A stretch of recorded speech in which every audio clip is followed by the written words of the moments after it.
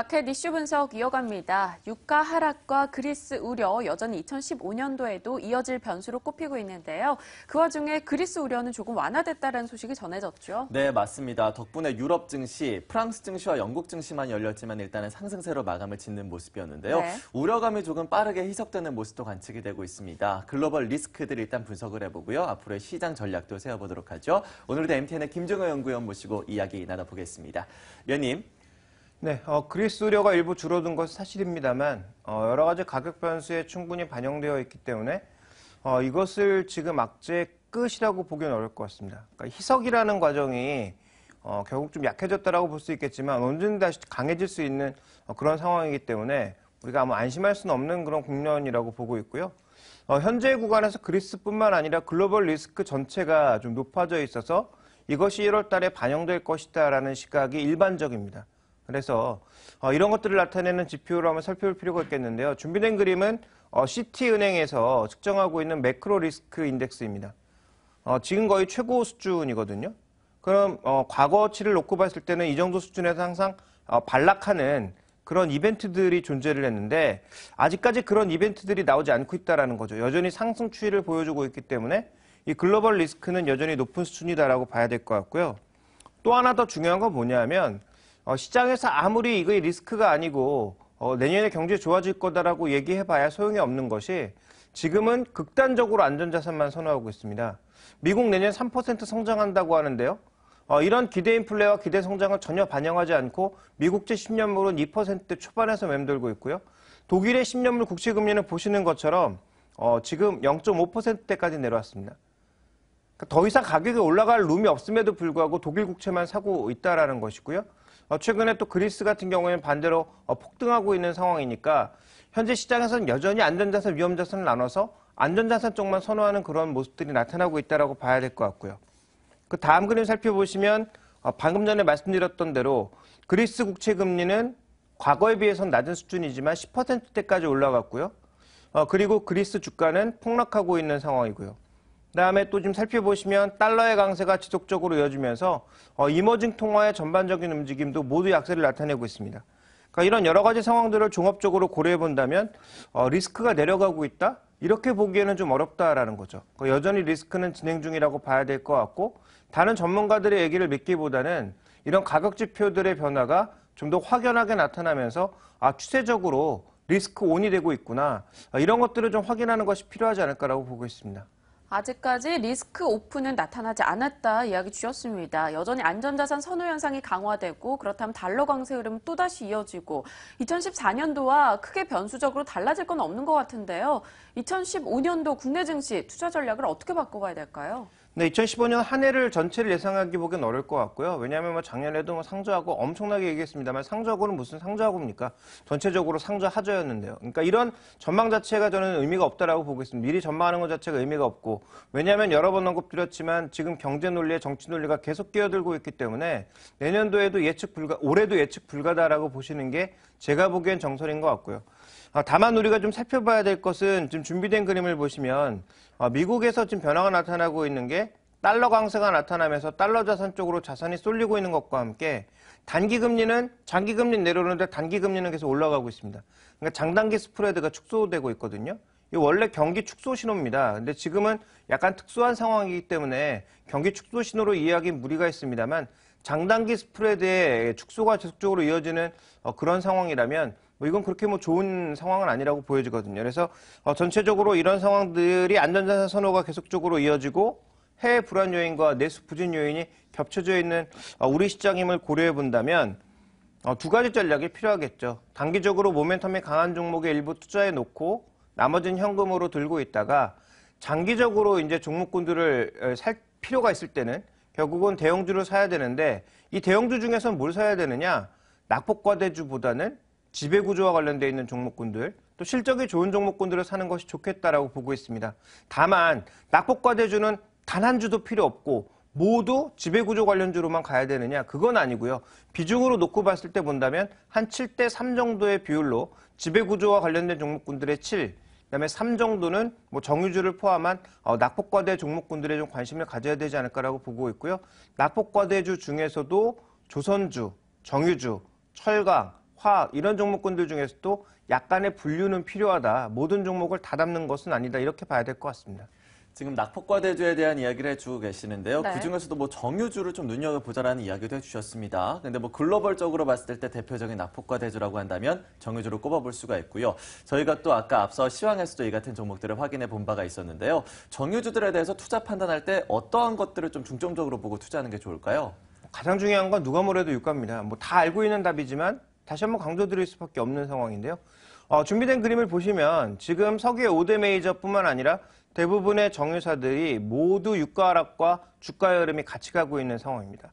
그래서 전체적인 유가의 하락과 그다음에 글로벌 메이저들의 주가 수익률이 동일한 방향으로 흘러가고 있기 때문에 결국 여기서 뭔가 반전을 주지 않으면 다른 종목군들이 쉽게 올라갈 수 없다라는 거죠. 그리고 또 하나 이제 중요한 건 뭐냐면 미국 같은 경우가 전혀 공급을 줄일 생각이 없다라는 것입니다. 준비된 그림에서 지금 이게 뭐냐면 이 레벨이 뭐냐면 2009년도부터 2013년도까지의 전체적인 레인지거든요. 고점과 저점을 표시한 것인데 지금 현재 구간에서의 원유 재고는 이 레벨을 깨고 올라갔습니다. 그러니까 전반적으로 재고는 계속 늘고 있는 상황이고요. 가동률도 현재 2013년과 2009년도의 5년치를 레벨을 깨고 위로 올라가 있거든요. 그러니까 지금 재고는 많은데 가동률을 줄일 생각 없이 공장은 계속 돌아가고 있다는 얘기죠. 그럼 앞으로 공급은 계속 늘어난다라는 얘기입니다. 그러니까 현재처럼 유가가 급락하고 있음에도 불구하고 미국에서는 전혀 공장을 돌리는 것을 줄일 의지가 없다라는 거죠. 그리고 지금 이 오펙 쪽에서는 또 감산 의지가 전혀 없는 상황입니다. 그러니까 전체적으로 지금 유가 쪽에서는 수급 쪽에서는 조금 더 줄일 의지가 없기 때문에 수요가 늘어야 되는데 수요가 늘기가 그렇게 쉽지 않다라는 것이고요. 또 하나 이제 중요한 건 뭐냐면 결국은 그럼 어떻게 될 거냐. 현재 구간에서 우리의 선택은 뭐냐? 두 가지밖에 없는 것입니다. 글로벌 수요가 뭐 어떤 이유가 되었든 갑자기 증가해서 유가가 반등하는 그런 방법이 있을 것 같고요. 아니면 뭐 미국 경제가 뭐 워낙 안 좋아진다 그래서 달러가 밀려나가면서 억지로 밀려 올라가는 뭐 그런 상황을 예상해 볼 수 있는 거고요. 하나 또 뭐냐 하면 결국은 이 상황이 지속되게 되면 어떤 상황이 일어나느냐? 치킨 게임이 일어나게 되겠죠. 그래서 신규 업체들, 아직 자리를 못 잡은 업체들이 싸그리 망할 가능성이 있다는 거죠. 그러면 망한 이후에 5대 메이저라든지 아니면 더 대형화를 시킨 아니면 그때까지 잘 버틴 업체들이 나머지 이 시장을 모두 나눠 가질 가능성이 있다는 점에서 결국은 이 정유업체들의 반등을 위한 전제 조건은 두 가지. 치킨 게임으로 빨리 이제 다른 업체들이 죽어서 낮아빠지거나 아니면 글로벌 경기가 빠른 속도로 상승하는 방법밖에 없는데 두 번째 시나리오는 거의 가능성이 없다라고 봐야 될 것 같습니다. 결국은 치킨 게임이 벌어질 가능성이 좀 더 높지 않나라고 보고 있고요. 그런 관점에서 작년에 많이 나왔던 얘기가 석유의 5대 메이저끼리 M&A에 대한 가능성을 배제할 수 없다. 이런 얘기가 계속 흘러나오고 있습니다. 네, 계속해서 공급은 줄어들 의지가 없는 공급 과잉 상태는 이어질 것이기 때문에 업체들 간의 정리가 돼야 되지 않을까라는 이야기를 주셨습니다. 네. 그렇다면 국내에서 이 정유주들의 흐름도 한번 살펴보도록 하죠. 그 안에서 뭐 흔들리거나 아니면 조금 더 부각되는 종목이 있을 것 같은데요. 네, 일단 우리나라 정유사들도 투자하기 위해서는 유가 반등을 확인해야 되는데요. 그냥 간헐적인 반등이 아니라 추세적인 반등을 좀 확인해야 될 것 같고요. 또 이 반등이 제어할 수 없을 정도의 빠른 반등이 아니라 레벨별로 차근차근 올라가는 그런 반등이었을 때 아마 주가의 반등이 가장 높지 않을까라고 보고 있습니다. 준비된 그림을 보시면 결국은 정제 마진과 국내 정유사들의 주가가 거의 비슷하게 흘러왔기 때문에 추세적으로 작년 2분기부터 정제 마진은 실제로는 올라오고 있거든요. 근데 지금 실적이 안 좋은 것은 그동안 갖고 있던 재고자산 평가가 워낙 안 좋을 것이기 때문에 실적이 하향되고 있는 거죠. 그러면 올해 아마 1분기, 2분기 초반 정도까지는 이런 재고자산의 부담 때문에 실적이 크게 늘 수 없겠지만 하반기에 유가가 하향 안정화되면서 반등을 시작한다면 오히려 이제는 반대 효과가 나타날 수 있는 거죠. 재고자산 평가 쪽에서 손실을 봤던 것들이 대부분 마무리되고 오히려 재고자산 쪽에서 유가가 반등하면서 이익이 쌓일 수 있는 거고요. 그 다음에 이 유가의 흐름과 실제적으로 마진의 적용이 시차가 있기 때문에 이 안정적인 유가 흐름 속에서 유가가 반등하게 되면 마진의 증가폭은 폭발적으로 늘 수 있습니다. 그래서 아마도 유가의 반등만 확인된다면 정유주들 전반을 사는 것이 맞다라고 보고 있는데요. 문제는 뭐냐면 그 국내 이제 대표적인 정유주 3개 중에서 뭐가 가장 좋을까를 생각해 보면 상대적으로 EMP 기업의 역할까지 같이 하고 있는 SK이노베이션이 가장 좋을 가능성이 있다는 거죠. 왜냐하면 SK이노베이션 쪽에서 뭐 추가적으로 뭐 광구를 뭐 개발했다든지 이런 이슈까지 만약에 더해지게 되면 추가적으로 주가에 플러스 알파가 될 가능성이 굉장히 높아지기 때문입니다. 그래서 정유주들 뭐 GS, SOL 뭐 여러 가지 종목군들이 유가 반등하게 되면 모두 반등할 가능성은 높지만 그중에서 또 한 가지만 꼽으라면 저는 EMP 기업의 역할까지 같이 하고 있는 SK이노베이션이 가장 가능성이 높고 주가의 퍼포먼스도 좋을 거다라고 보고 있습니다. 네, 이렇게 해서 낙폭과대주에 따른 정유주들에 대한 전망까지 확인을 해봤고요. 네. 이어서 좀 더 상승 모멘텀을 탈 수 있는 키워드들을 살펴보도록 하죠. 앞서서는 뭐 지배구조나 실적이 꼽혔는데 또 정부의 정책 또한 빼놓을 수가 없을 겁니다. 오랫동안 또 정부에서 정책 통해서 또 오를 수 있는 종목들도 있을 텐데요. 어떻게 앞으로 보십니까? 일단 전반적인 정책 방향, 구체적인 얘기들은 없지만 어쨌든 정책의 방향에 대해서는 이 박근혜 정부 들어서 최경환 부총리 얘기라든지 박근혜 대통령 얘기를 들어보면 방향적으로 봤을 때 틀린 게 하나도 없습니다. 그 방향대로만 가면 되는 거거든요. 근데 문제는 실행을 한 게 없다라는 것과 뭐 실행 의지가 과연 있는가, 실행 능력이 있는가에 대한 의문감이 계속 들고 있는 것 같고요.